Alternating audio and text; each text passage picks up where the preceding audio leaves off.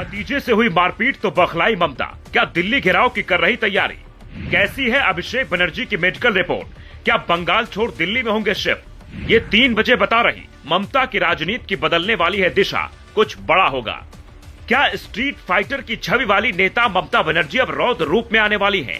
वो कुछ दिनों बाद दिल्ली में विपक्षी दलों की बैठक में हिस्सा लेने पहुंच सकती हैं, लेकिन क्या अगले कुछ समय तक वो दिल्ली में रहकर पार्टी चलाएंगी? ये सवाल इसलिए क्योंकि उनके भतीजे अभिषेक के साथ जो हुआ उसके बाद ममता बनर्जी का अंदाज बदल चुका है। हार के बाद वो आमतौर पर मीडिया के सामने आने से बच रही थी, लेकिन जब भतीजे अभिषेक बनर्जी को निशाना बनाया गया तो वो मीडिया में आकर 2 बातें कहती हैं, जिसके बाद ये चर्चा शुरू हो जाती है कि क्या वो दिल्ली में शिफ्ट होने वाली हैं।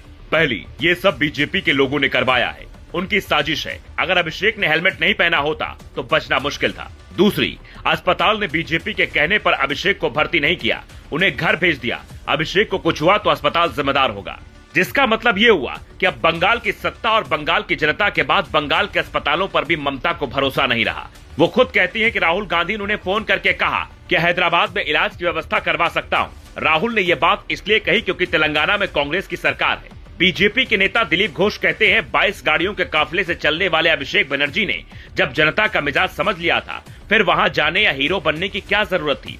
ये घटना तब हुई जब अभिषेक गाड़ी छोड़कर बाइक से जाने की कोशिश करने लगे थे, जहां लोगों ने उन्हें घेर लिया। उसके बाद अभिषेक ये खुद कहते दिखे, ये मेरा चश्मा तोड़ दिया, जिसके बाद उन्हें अस्पताल में भर्ती करवाया गया।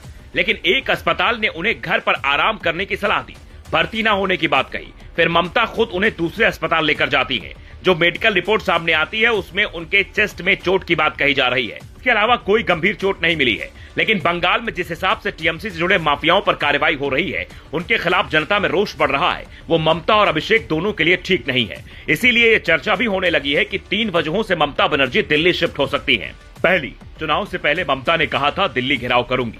विपक्ष भी इस वक्त ममता का साथ चाहता है, इसलिए वो दिल्ली डेरा डाल सकती है। दूसरी, अभिषेक बनर्जी पर हमले के बाद ममता बनर्जी के अंदर भी असुरक्षा की भावना पैदा होगी। दोनों की सुरक्षा कम होने से खतरा बढ़ सकता है। तीसरी, टीएमसी अभी जिस दौर में है उसे बंगाल से बेहतर दिल्ली से ममता बनर्जी चला सकती हैं, लेकिन इससे पार्टी कार्यकर्ताओं में निराशा पैदा होगी। शायद यही वजह है कि ममता बनर्जी अभी किसी नतीजे पर नहीं पहुंच पा रही है, लेकिन अभिषेक के साथ हुई घटना ने उनकी आंखें खोल दी हैं।